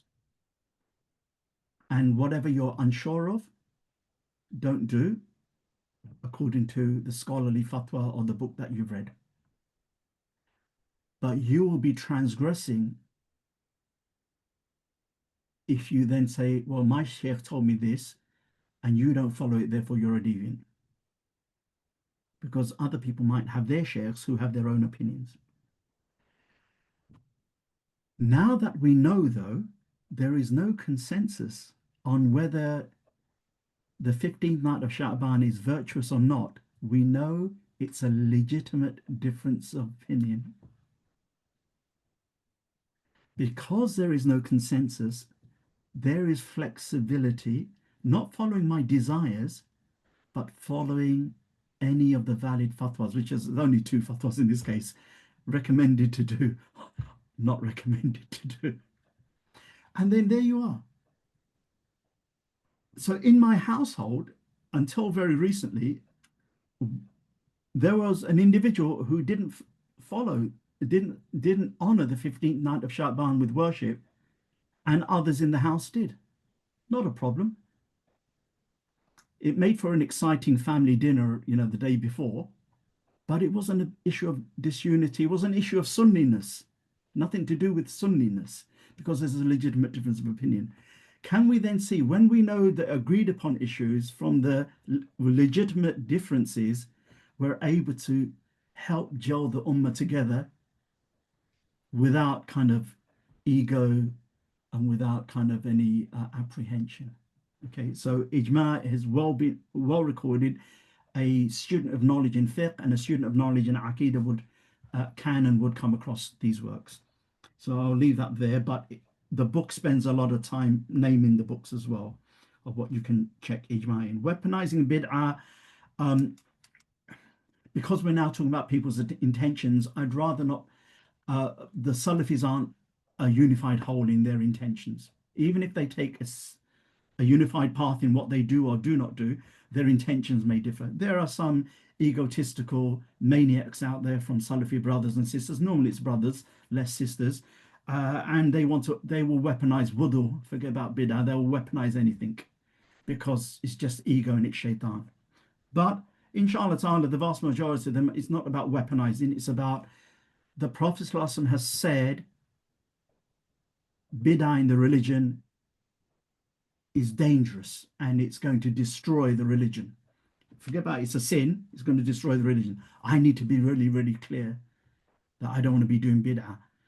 Then perhaps the conversation isn't about whether you're weaponizing bid'ah or not, is what do you think, my Salafi brother or sister, is a bid'ah? If they say a bid'ah is anything that the Prophet ﷺ and the companions didn't do, and you're speaking to a brother who is telling you this very definition on a Friday khutbah in English, he kind of needs to reassess his own definition of bid'ah. You can't be telling me bid'ah is that which the Prophet ﷺ and the Sahaba didn't do, and you're giving a khutbah in English that didn't exist neither in the time of the Prophet ﷺ or the Salaf, but didn't exist for the last 1300 years of Islam.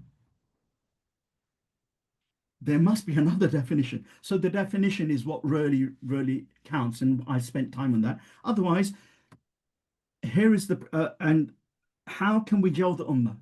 3 principles. Whatever there is an ijma upon, we bind ourselves around.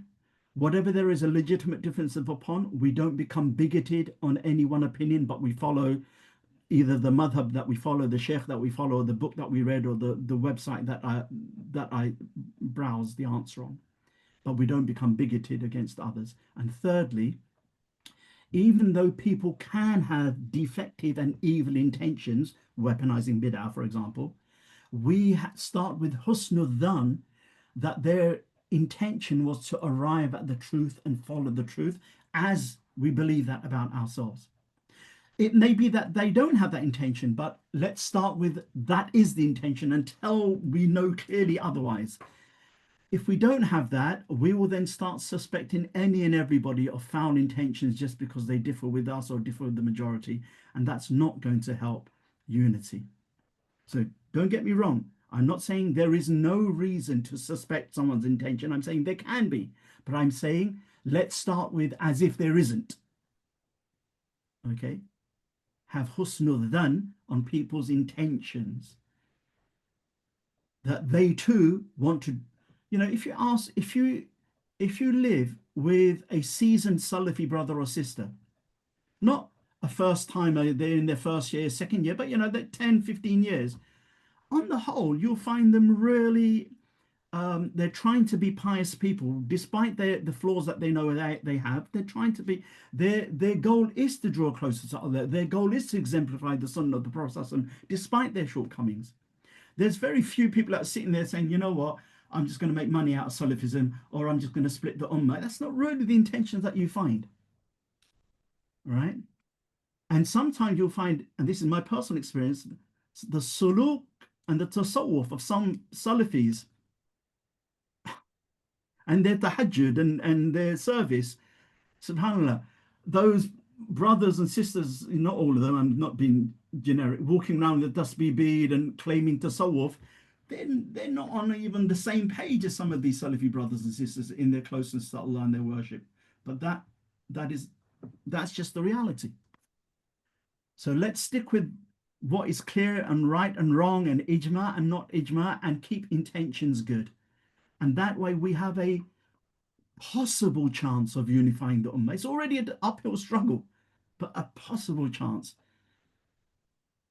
Follow the ijma where one is clearly recorded. Do not be bigoted in issues of valid ijtihad, and have husnul dhan that the Sunni, even in the guise of a Salafi, is also sincerely trying to find their way to Allah through the Sunnah of the Prophet, and just deal with the issue. That's my advice to myself and you all, and it's really what I say in the book, and it's what some of my teachers, non-Salafi teachers, but Athari teachers have taught me, inshallah ta'ala, over the decades. So weaponizing bid'ah, takfirism. The thing about Salafism is it's an exploding time bomb. So early Salafism of the Wahhabi kind, Sheikh Muhammad ibn Abdul Wahhab, his direct scholar students, his direct scholar grand students, right up until Sheikh Muhammad ibn Ibrahim, who was the Grand Mufti of the Kingdom of Saudi Arabia, died in 1964. All that is, right, all that will make ISIS look quite mild. Their fatwas would make ISIS look quite mild. In fact, the ideologues of ISIS drew upon the fatwas, not of Ibn Baz and Ibn Uthaymeen, but the earliest Salafi Wahhabi scholars, the real deal as they called it. And it's there. And it's undeniable, and it's not some anti-Wahhabi rhetoric, it's just there. Mass takfir, chain takfir. Whoever doesn't make takfir upon the Ottomans, the whole caliphate, is a mushrik. And whoever doesn't make takfir upon the one who doesn't make takfir upon the Ottomans is a mushrik. This is not some young blood hothead saying it. This is the great imams of Wahhabism in their fatwas saying this, and it's already recorded in fatwa books. So if you're taking that era, it's, yeah, you just beware. You could be takfir anytime, and then your blood will be halal anytime. However, it is absolutely also clear, by the time Sheikh bin Baz charismatically became that kind of defining focal point of Wahhabism, Salafism from the 60s onwards in the Kingdom of Saudi Arabia. And by the time Sheikh Al-Albani had his influence on Salafism, that opinion became a minority opinion amongst Salafis. The majority opinion will be, even if they're doing istighatha, they have an excuse. And we don't takfir them straight away, but we takfir the issue. Doing that is major shirk, but the person doing it might not be a mushrik himself. However, with social media, ISIS, Al-Qaeda before that, they just said that Ibn Baz, Ibn Uthaymeen, they're sellouts or whatever. Let's go back to the original stuff, whatever. So today, you can come across Salafis who would rather go back to the original stuff, and you'll find Salafis who will say, no, no, no, Bin Baz and Ibn Uthaymeen know the original stuff better.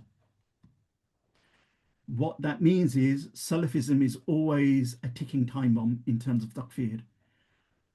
A few decades where it doesn't happen and the majority of the scholars don't do it.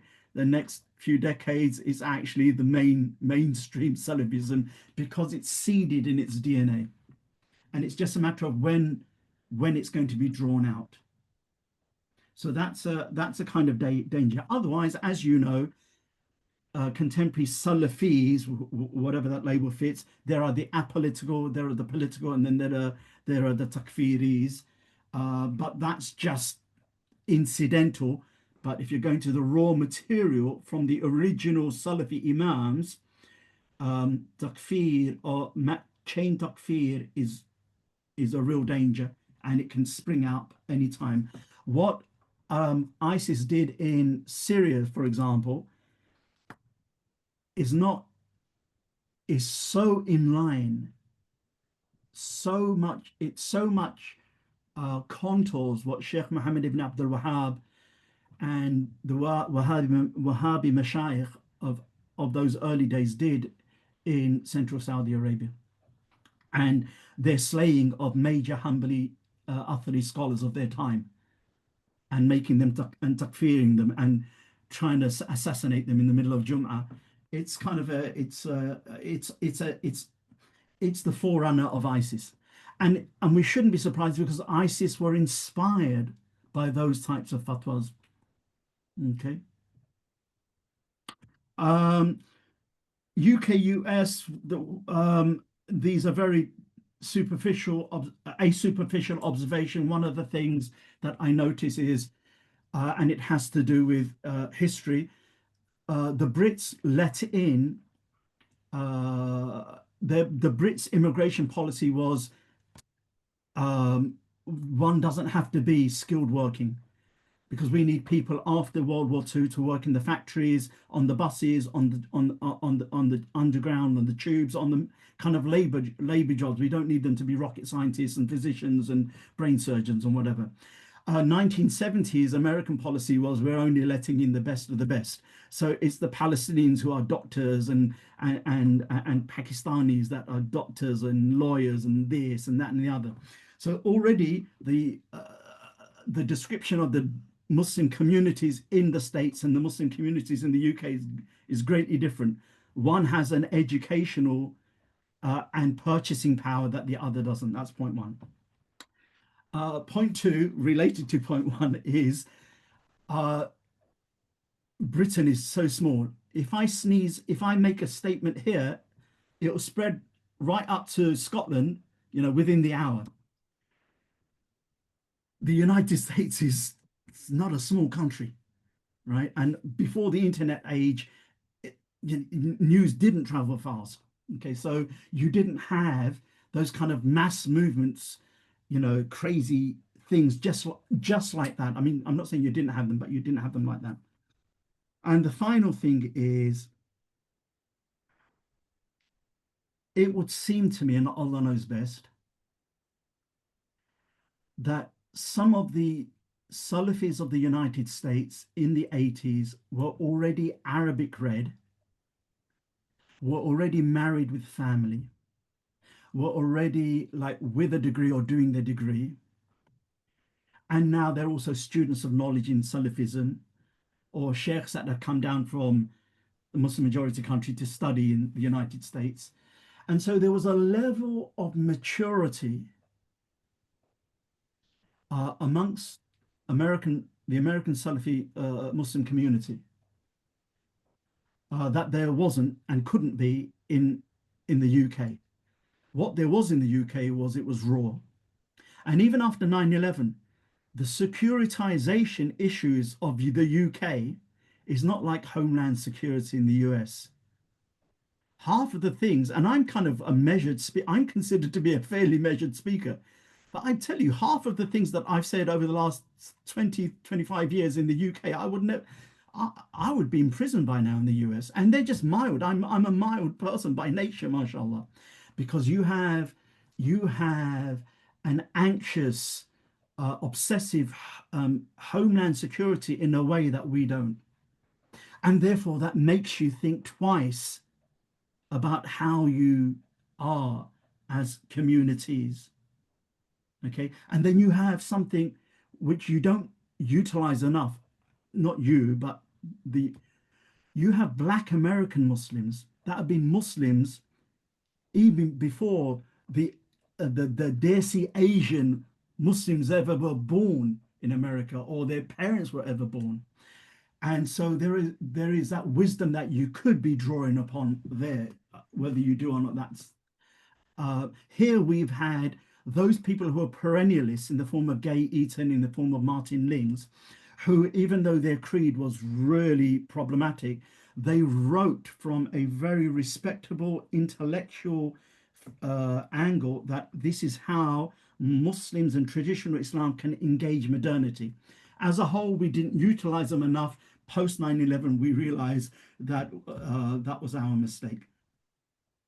Okay, so Allah knows best. That's my kind of superficial observations, not based on anything solid other than anecdotal.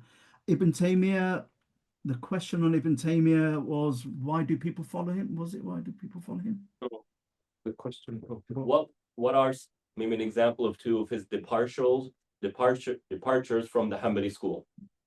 Okay, so in the Hanbali school, I mean, there's about 10, 12, and in the Hanbali school, it's sunnah to do ziyarah to the Prophet Sallallahu Alaihi Wasallam, to visit the Prophet in Medina. Not it's sunnah to go to the Masjid al-Nabawi, and once you're in the Masjid al-Nabawi, it's sunnah to visit the grave.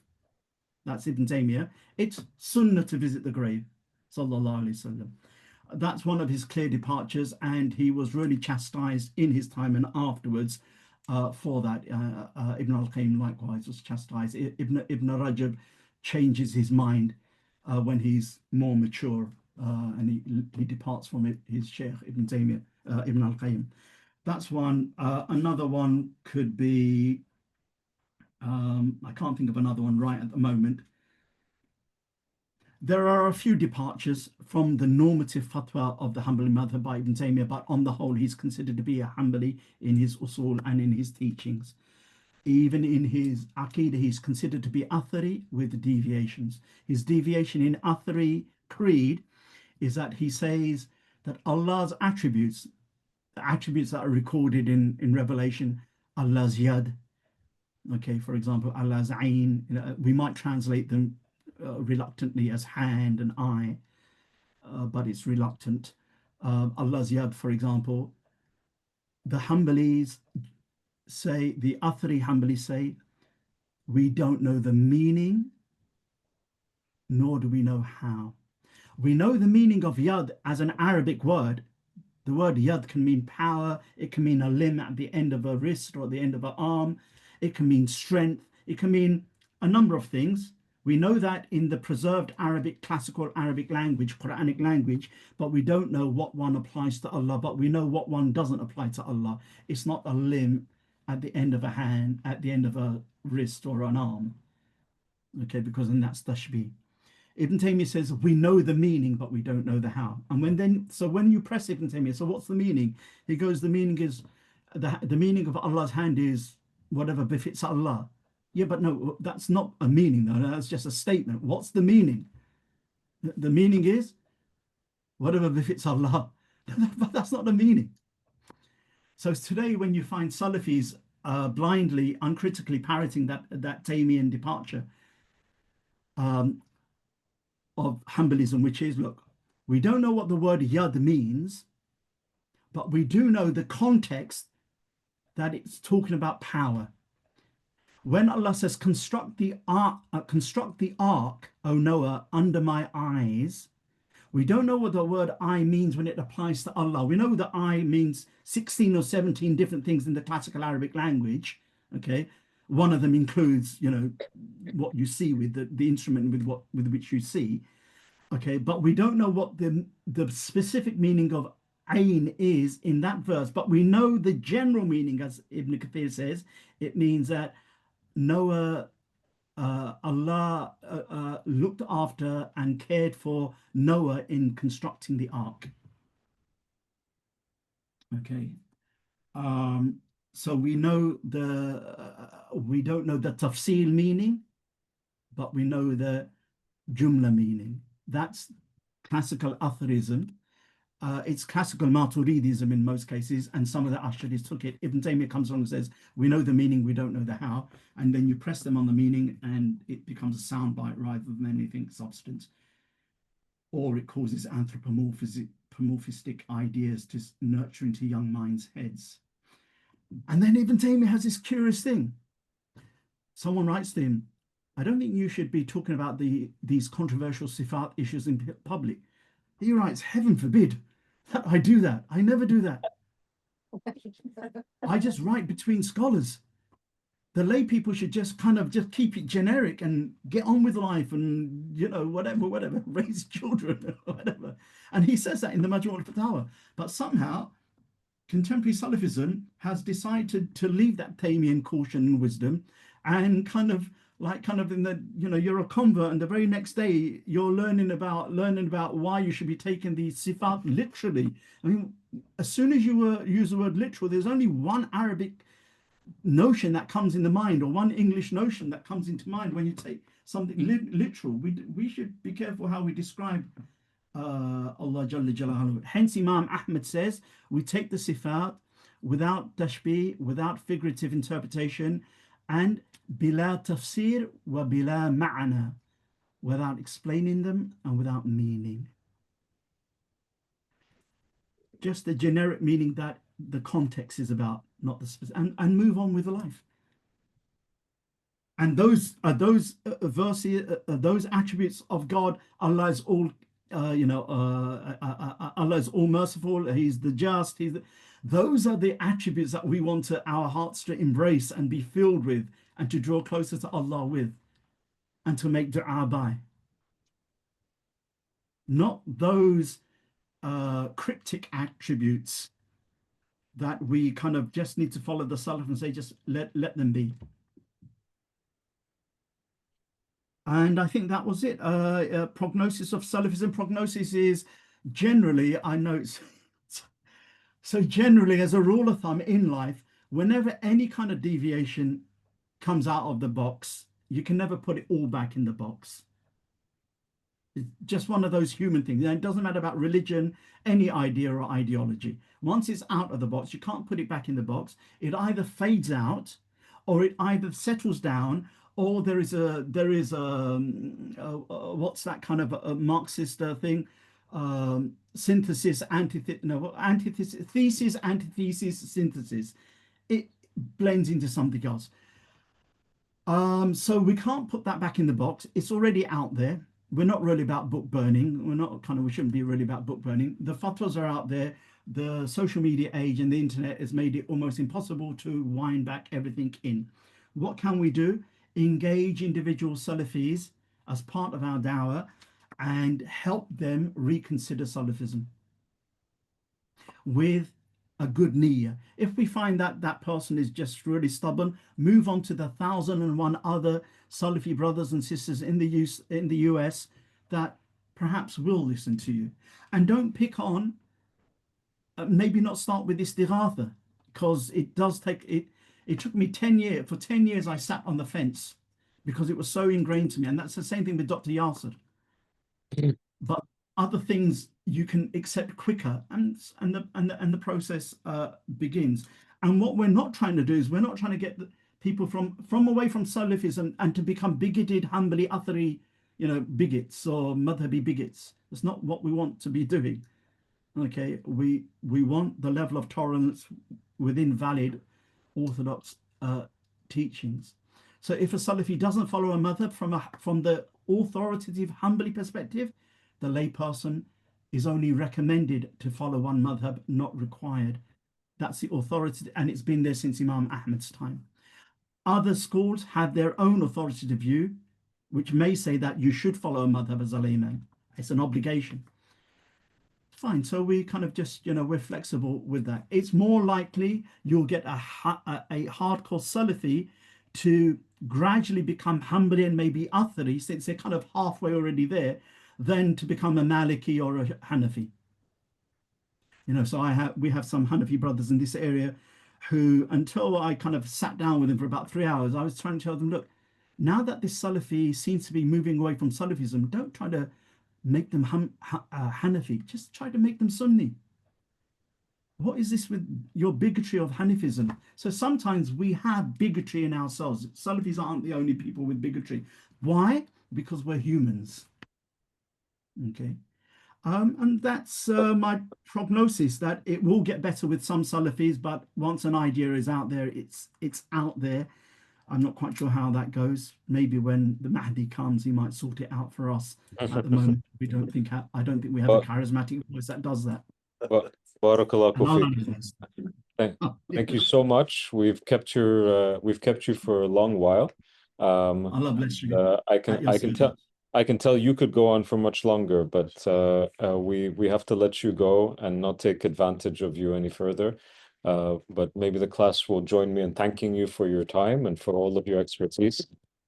May Allah bless you all. May Allah make it. And I know they're all looking forward to your book being published, and then distributing pirated copies around the internet. Barakallahu feekum, Sayyidina. Could I just point you out to what has been published though? Okay. So my book on a Muslim's Guide to Modernity. I've not seen that. MashaAllah. Okay. If you could send about a month. Okay, if you could send the link, then I can forward that round to the students. Perfect, inshallah ta'ala. So that's out. And the Salafism book will be more or less the same kind of dimensions from the same publishers. When is the Salafism book being released?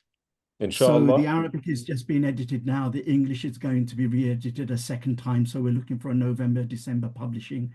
So maybe a January, that's very soon. Okay. January release date, inshallah. Okay, mashallah. Thank you, Sidna. Thank you again. Then I go into hiding for about a month or two. Until you do the next book, which is another 7,000 pages. But khair, inshallah. Thank you so